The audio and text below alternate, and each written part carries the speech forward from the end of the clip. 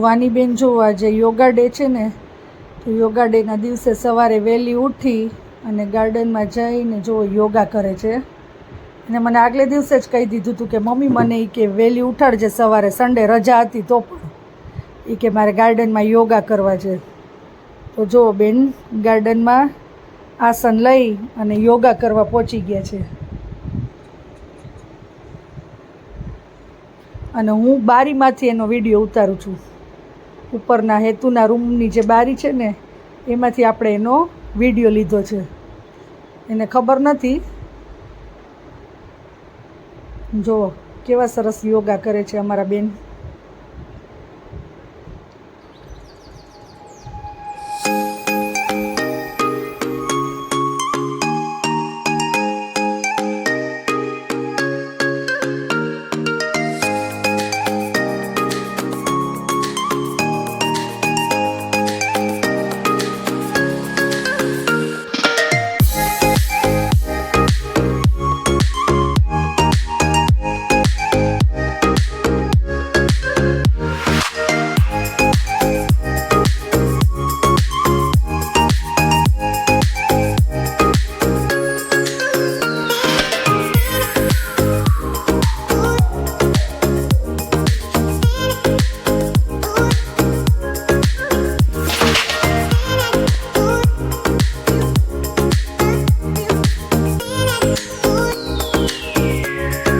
Hello friends, good morning. સ્વાગત છે તમારું આજના એક નવા વ્લોગમાં. મહાદેવ હર. અને જો આજે નાસ્તામાં આવી ગયા છે ગાંઠિયા, અને અહીંયા બધા જો નાસ્તો કરે છે. હેતુ, વાની અને પપ્પાને. હવે આપણે થોડા ઘણા ગાંઠિયા ખાઈ લેશું. ચાલો બેસી જઈએ. અને વાની તો સવારમાં આજે ઇન્ટરનેશનલ યોગા ડે છે, એટલે સવારે વહેલી ઉઠી અને ગાર્ડનમાં જઈને યોગ કરી એવી છે. જો મરચું કેવડું નાનકડું હે. હા એક ગાવા ખાઈ લો. એવું સવારમાં 8 થી 9 વાની 1 કલાક ત્યાં યોગા કરી એવી છે ગાર્ડનમાં. તેનો વિડીયો પણ તમને આ બ્લોગમાં જોવા મળશે. ચાલ્યો આપણે હવે ગાંઠિયા ખાઈ લેશું. તો ઉઠાડે ત્યારે કરી દે.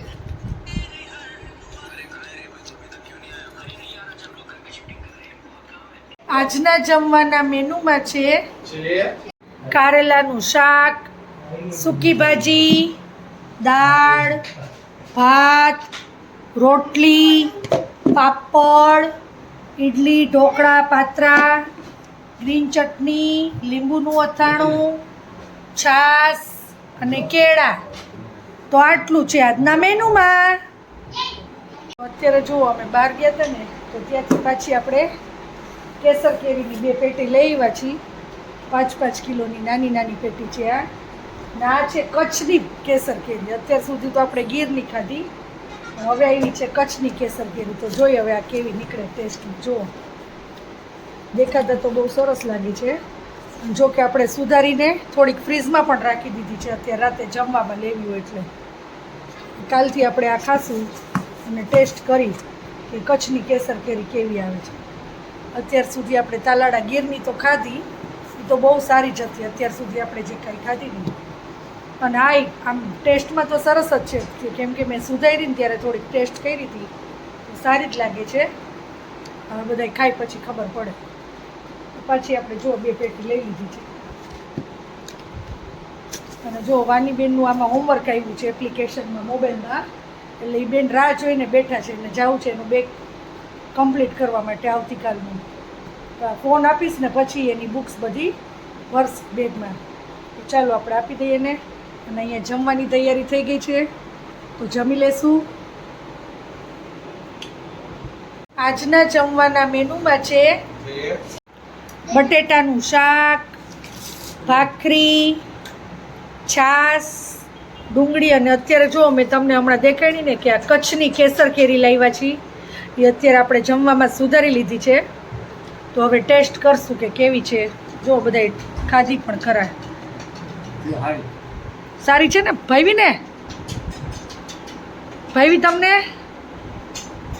એ તો ચાખી જ નથી. વાનીબેન હમણાં કહેશે કે કેવી છે.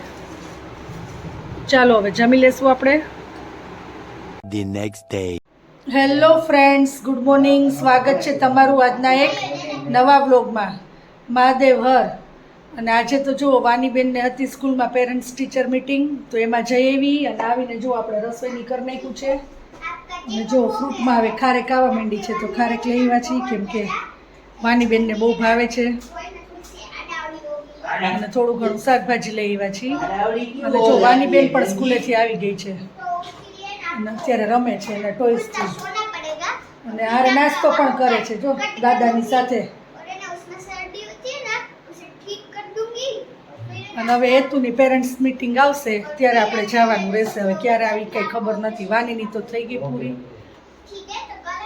આજના જમવાના મેનુમાં છે ભરેલા રીંગણા બટેટાનું શાક, રોટલી, ભાત, દાળ, છાશ, પાપડ, તળેલા મરચાં, કેરી, કાકડી, કેળા, દહીં, ચટણી, કાચી કેરી અને લીંબુનું અથાણું. તો આટલું છે આજના મેનુમાં.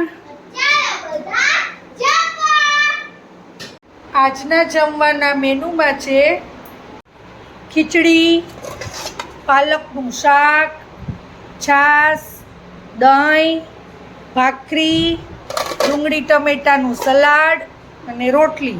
તો આટલું છે આજના મેનુમાં. The next day. Hello friends, good morning. સ્વાગત છે તમારું આજના એક નવા વ્લોગમાં. મહાદેવ હર. અને જો આજે કેટલી બધી જાજી મલાઈ ભેગી થઈ ગઈ હતી ને, તો આપણે એનું ઘી કરવા માટે મૂકી દીધું છે. અને અહીંયા આપણે કેરીનો રસ કાઢવાનો છે.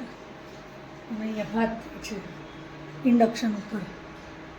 તો ચાલો ફટાફટ બધી રસોઈ કરી નાખશું.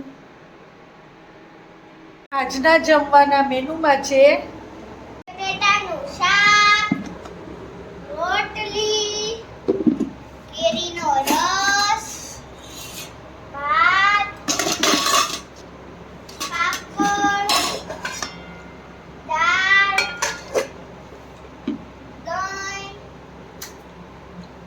કેરીનું સલાડ, કાકડી અને કેટલું. તો આટલું છે આજના મેનુમાં. તો ચાલો બધા જમવા. અત્યારે જો આપણે જમવાના મેનુમાં બનાવવાના છે પાત્રા. તો અત્યારે બાફી લીધા છે અને હેતુને ખાવા છે પિઝા. તો એના માટે અહીંયા બનાવ્યા છે ભાખરી પિઝા. તો ચાલો હવે પાત્રા ઠરી જાય એટલે આપણે એને વઘાર કરી નાખશું અને પછી જમી લેશું. યસ. આજના જમવાના મેનુમાં આપણે બનાવ્યા છે પાત્રા. યે. જો ટેસ્ટી પાત્રા છે, સાથે છે છાશ અને ડુંગળી સુધાર નાખી છે. અને વાનીબેન સોસ લે છે, જેને સોસની સાથે ખાવો હોય એ સોસની આવે. તો આટલું છે આજના મેનુમાં. જો હેતુને આપણે ભાખરી પિઝા કરી દીધા હતા અને જમવા પણ માંડ્યો છે.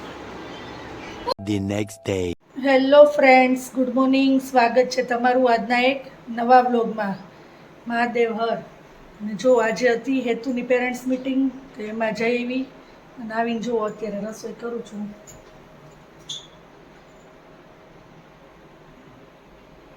આજના જમવાના મેનુમાં છે ભીંડાનું શાક, સૂકી ભાજી, મગ, કેરીનો રસ, કેરી, ભાત, તળેલા મરચાં, કાકડી, કાચી કેરી, પાત્રા, મેથીનું શાક અને જો રોટલી. તો આટલું છે આજના મેનુમાં. તો અત્યારે જો આપણે રસોઈ કરી નાખી છે અને બહુ ગરમી થાય છે, એટલે મેં ફટાફટ પહેલાં રસોઈ કરી થોડીક વાર બહાર બેસી લઈ, પછી જમશું બધા. જો અહીંયા તૈયારી કરીને રાખી દીધી છે અને વાનીબેન કરે છે હોમવર્ક. જો આજે એને 3 હોમવર્ક આપ્યા છે, એટલે હજી તો 1 કમ્પ્લીટ કર્યું એને, હજી 2 બાકી છે. એટલે એ બેન હોમવર્ક કરે છે અને આપણે જો માછલીને પણ એનું ફૂડ આપી દીધું છે. હવે 9 વાગે એટલે આપણે જમી લેજો, કે 9 વાગવામાં તો વાર નથી, 5 મિનિટની જ છે, પછી જમી લેશું. આજના જમવાના મેનુમાં છે ખીચડી, ડુંગળી ટમેટાનું સલાડ, ભાખરી, બટેટાનું શાક, છાશ અને આમાં છે રોટલી. તો આટલું છે આજના મેનુમાં. જમવા